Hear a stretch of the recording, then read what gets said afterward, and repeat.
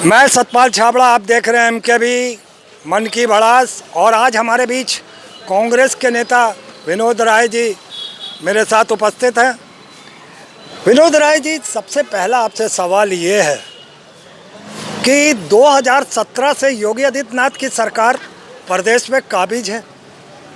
ऐसे में आपको भली बात पता है कि ये सरकार मुद्दों से हटके कहीं मुर्दों पर सियासत करती है। शिक्षा, रोजगार, स्वास्थ्य, नौकरियां, महंगाई, सुरक्षा से कोसों दूर है। ऐसे में लगातार खो रही नाराजगी जनता की जो है, वो क्या आपको लगता है इस बार जो एक चरम सीमा पर इनकी पहुंच चुकी है, इनकी नाराजगी लोगों के अंदर, तो ऐसे में क्या लगता है कि 2027 एक बार फिर से भाजपा प्रदेश के पटल पर बैठ सकेगी, अपनी सत्ता को बना सकेगी, जहां पर सिर्फ और सिर्फ बटोगे कटोगे, हिंदू मुस्लिम या तुम्हारी बेटी ले जाएंगे या तुम्हारा मंगलसूत्र ले जाएंगे, इसके इर्द गिर्द ही ये सत्ता रही है। ऐसे में क्या लगता है कि मुद्दों से कहीं ना कहीं भटकती हुई इस सरकार को शिक्षा, रोजगार, स्वास्थ्य, नौकरियां, महंगाई, सुरक्षा पर ना बात करके ये नफरत फैलाने की बात करते थे। ऐसे में क्या आपको उम्मीद है कि अब 2027 में ये एक बार फिर से सत्ता में काबिज हो पाएंगे? देखिए, पूरा देश की इस पॉलिटिकल पृष्ठभूमि को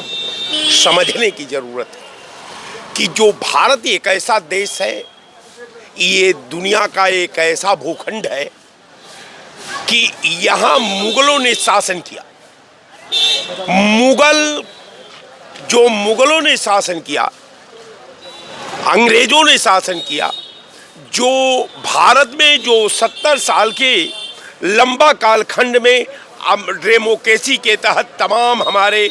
पार्टियों ने इस मुल्क पर शासन किया। निश्चित तौर पर मुझे लगता है कि जो मट्टी की शोध की जो परिभाषा है, एक बार इसको चर्चिल ने इस पे कोट किया था। चर्चिल से जब पूछा गया कि भारत एक आज़ाद मुल्क है, भारत का एक संविधान है, विधा है,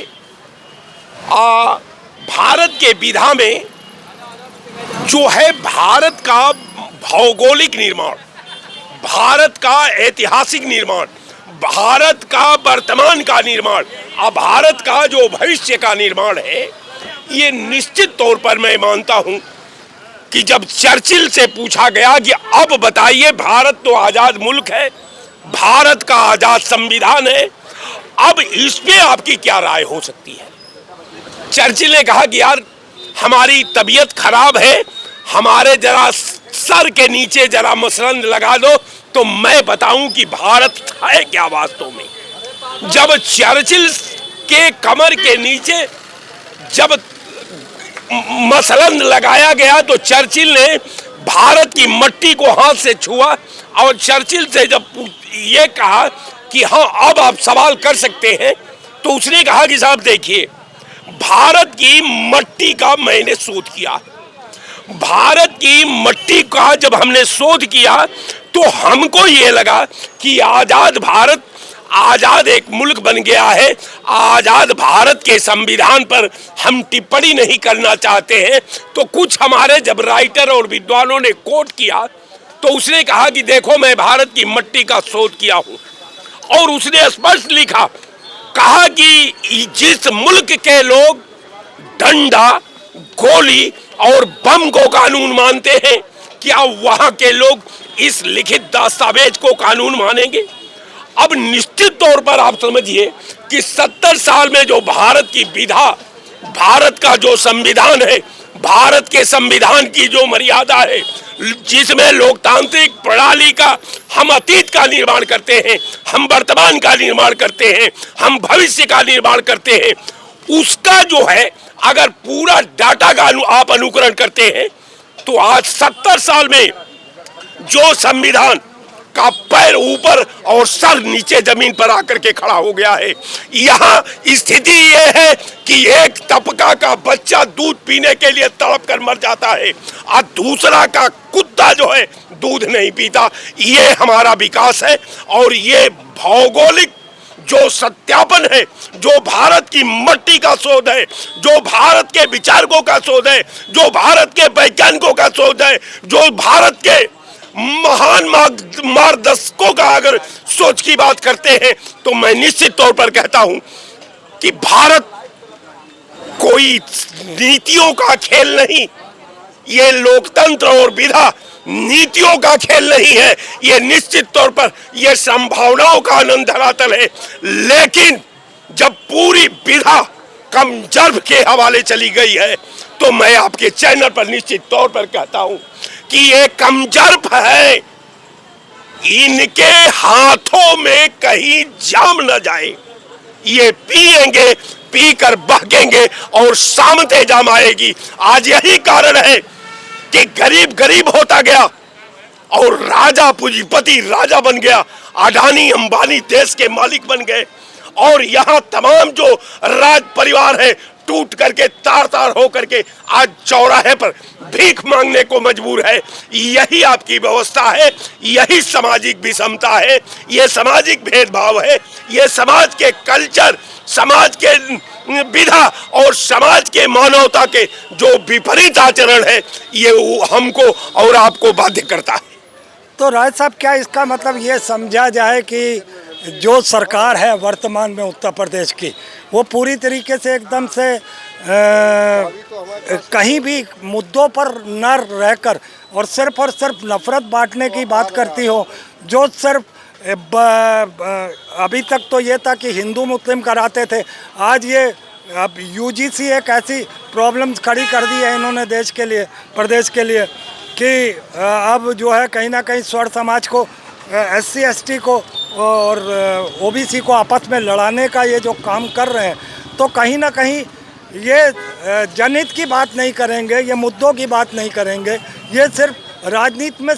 नफरत फैला कर ही आ पाएंगे। देखिए, यूजीसी ने आपने फिर बहुत अच्छा है आपने सवाल इसमें जोड़ा। यूजीसी, मुझे याद है कि जब संविधान ने, भारत के संविधान को पहली बार जब प्रयोग में लाया था, जब उसे डॉक्टर राजेंद्र प्रसाद, चूंकि संविधान सभा के अध्यक्ष थे, उनके सामने जब ये बात आई तो उन्होंने कहा कि संविधान और जो हमारी ये पाक विधा है, ये विधा का संचालन करने वाले लोग यदि सक्षम, चरित्रवान, कर्मनिष्ठ है तो दोषपूर्ण संविधान का भी सदुपयोग कर लेंगे, और यदि उनमें यह गुण नहीं है तो संविधान भी देश का सहायता नहीं कर सकता। यही कारण है कि आज गरीब गरीब होता जा रहा है, अमीर अमीर होता जा रहा है, राजा टूट करके तार तार कटोरा लेकर के सड़क पर खड़े हैं, आज वो भिखारी है, आज देश का राजा बने हुए हैं। ये विधा का संचालन और ये विधा की यह योग्यता है। मैं निश्चित तौर पर आपके चैनल पर कहता हूँ कि जो विधा से जितना भारत में खेला गया है, उसका जितना छीन हरण हुआ है, वो हमारे शहीदों का जितना उस विधा के निर्माण में अपमान हो रहा है, ये निश्चित तौर पर भारत की एकता के लिए दुर्भाग्यपूर्ण है, भारत की अखंडता के लिए दुर्भाग्यपूर्ण है, भारत के संविधान के लिए दुर्भाग्यपूर्ण है, भारत के समाज के लिए दुर्भाग्यपूर्ण है। और निश्चित तौर पर ये सरकार कमजोरों की सरकार है। आज जो सरकार विधा जब पियक्कड़ के हाथ में चला जाए तो कमजोर जो है के हाथों में कहीं तू जाम न दे सकी, ये पिएगा, पीकर बहकेगा और सामते जाम आएगी। यही कारण है कि राजा आज कटोरा लेकर खड़ा है, भिखारी आज राजा बनकर के खड़ा है। ये विषमता है, यही समाज की व्यवस्था है, यही समाज आज वर्तमान में आप देख रहे हैं कि अडानी अंबानी का सरकार, अडानी अंबानी देश के मालिक, पूछ ले कि भैया जेकरा बाप का नाम नहीं जलनी हुए भैलन चौधरी, पूछ ले कि अडानी और अंबानी का इस देश को बनाने में क्या योगदान है, तो आप कह देंगे कुछ नहीं। लेकिन ये देश अडानी और अंबानी का हो गया। मैं तो भाजपा सरकार को बहुत बहुत बधाई देता हूं कि तुमको जिसने मौका दिया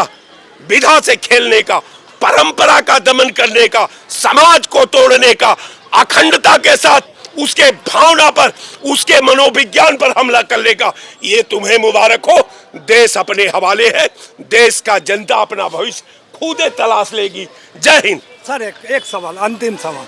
क्या हम एक मिनट रुको यार, आप क्या आप बताएंगे कि जो इस वक्त हो रहा है घटनाक्रम, किस तरीके से हमारे शंकराचार्यों का अपमान किया जा रहा है, उनसे उनकी जाति, उनका पद पूछा जा रहा है कि तुम कैसे हो, कैसे बने शंकराचार्य, तुमको किसने बनाया, यह तमाम तरीके के सवाल और गलत सलत टिप्पणियां हमारे शंकराचार्यों के लिए जो कर रही है ये प्रदेश सरकार, खासकर मुख्यमंत्री इसमें खुद इन्वॉल्व है, उनके कहे हुए बयान से आप कहाँ तक सहमत हैं? देखिए, ये सरकार पहले जनता का सर्टिफिकेट मांगी। जनता को, जिस जनता ने इसको सरकार बनवाया, जिस जनता ने इन सबों को मुख्यमंत्री और प्रधानमंत्री बनाया, वो जनता से सर्टिफिकेट मांगी, उसके बैंक से सर्टिफिकेट मांगा गया, उसका तहसील से सर्टिफिकेट मांगा गया, उसका जिला मजिस्ट्रेट कार्यालय से सर्टिफिकेट मांगा गया कि आप भारतीय हो कि नहीं हो, इसका बात करो। अब रह गया सवाल कि जो किंग मेकर है, जो सरकार बनाता है, जो सरकार का भविष्य लिखता है, अगर उस मालिक को चौराहे पर खड़ा होकर के अगर नौकर उसके कैरेक्टर के बारे में पूछता है, तो इससे बड़ा संविधान का कोई दुर्भाग्य नहीं हो सकता, इससे बड़ा लोकतंत्र का कोई दुर्भाग्य नहीं हो सकता। ये विधा जो है शुद्ध रूप का, जो विधा के विपरीत जो सोच काम कर रही थी, आज वो विधा पर हावी है। यही कारण है कि 80 करोड़ आबादी देश का, ये आबादी उस समय 1952 में भारत की जो आबादी का अनुपात था, आज इस स्थिति में नहीं था जो आज 70 साल के बाद आजाद भारत में, आज भारत के लोगों के का अगर अनुग्रह कर दे तो जितना आजादी का निर्माण करने में, आजादी को बनाने में, संविधान को लागू करने में जितनी हमारी आबादी थी वो परेशान नहीं थी, उससे 4 गुना ज्यादा आज भारत की आबादी 3 किलो गेहूं और 2 किलो चावल के हवाले है। इससे मैं जीता जागता बड़ा कोई आपके चैनल पर उदय एग्जाम्पल नहीं पेश कर सकता। इसको हर आदमी को सोचना चाहिए। 80 करोड़ 37 करोड़ पर भारत आजाद हुआ था। 80 करोड़ आबादी 70 साल के संविधान के गुजरने के बाद, काम करने के बाद, अगर 3 गुना के लगभग आबादी अगर वही 3 किलो गेहूं या 2 किलो चावल के हवाले है, तो हे सरकार, आपके पाप का, मनसा का मुबारक हो। देश अपने हवाले पर है, देश अपने गति से चल रहा है, सिस्टम से चल रहा है, अल्लाह के रहमो करम पर चल रहा है। इसमें भारतीय जनता पार्टी का कोई योगदान नहीं है। जय हिंद। तो ये थे हमारे साथ विनोद राय जी, कांग्रेस के पार्टी के कई पदों पर रहे, काफ़ी पुराने कार्यकर्ता हैं, अनुभवी कार्यकर्ता हैं। मैंने इनसे सवाल किया था 2027 पर कि आप 2027 को कैसे देखते हैं, जहां पर पिछले 2017 से कहीं ना कहीं जनता के मुद्दों को नज़रअंदाज करती हुई ये सत्ता पे जो योगी सरकार बैठी हुई थी, कहीं ना कहीं इस बार क्या जनता इनको फिर से वोट करते हुए सत्ता के पटल पर बैठाएगी या नहीं, तो देखते हैं चुनाव के दरमियान क्या होता है, जनता किसे चुनती है। इस बार उत्तर प्रदेश में 2027 में किसकी सरकार बनती है। मैं अपना वीडियो यहीं समाप्त करता हूं। नमस्कार।